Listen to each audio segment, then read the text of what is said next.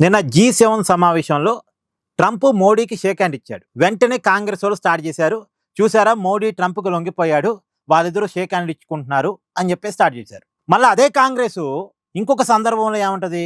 ఇప్పుడు ఫోటోలు దిగే కాడ మోడీ ఒక చోట ఉన్నాడు, ట్రంప్ మరొక చోట ఉన్నాడు. వాళ్ళిద్దరికి సంబంధం లేకుండా ఉన్నాయి ఫోటోలు. చూసారా ఫోటోలు దిగేటప్పుడు ట్రంప్ మోడీని పట్టించుకోలేదు. వేరే వాళ్ళతో వాటేసుకొని ఫోటోలు దిగాడు. కానీ మోడీని మాత్రం పట్టించుకోలేదు అని స్టార్ట్ చేశారు. ఇప్పుడు కాంగ్రెస్‌కి కావాల్సింది ట్రంప్ మోడీని పట్టించుకోవటమా? పట్టించుకోకపోవటమా?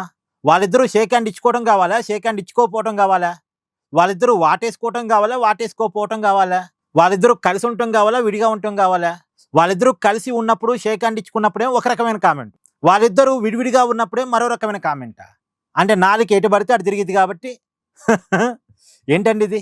ఏదో తెలుగు సినిమాలో పరుచూరు గోపాలకృష్ణ డైలాగ్ ఉంటుంది. సార్ రేపు అసెంబ్లీలో బడ్జెట్ పెడుతున్నారు కదా! మీకు సంబంధించి ప్రెస్ నోట్ ఆల్రెడీ రెడీ చేశానంటే, అసలు బడ్జెటే పెట్టలేదు కదయ్యా! ప్రెస్ నోటు ఎలా తయారు చేసావంటే, ఏముంది సార్ ఈ బడ్జెట్‌ని తీవ్రంగా ఖండిస్తున్నాను. ఈ బడ్జెట్ బాగలేదు. ఇది మధ్యతరగతి ప్రజల ఆశలకు భిన్నంగా ఉంది. ఇదే కదా మీరు చెప్పాల్సింది.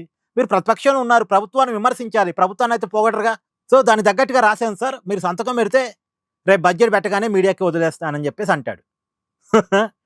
అంటే కాంగ్రెస్ గుడ్డిగా మోడీని వ్యతిరేకించారు కాబట్టి, మోడీని తప్పుపట్టాలి కాబట్టి, ఏదో ఒక రకంగా తప్పుపట్టాలనుకుంటే ఎట్టా? ఒక రియాలిటీ ఉండాలిగా. ఏమంటారు? కామెంట్ చేయండి.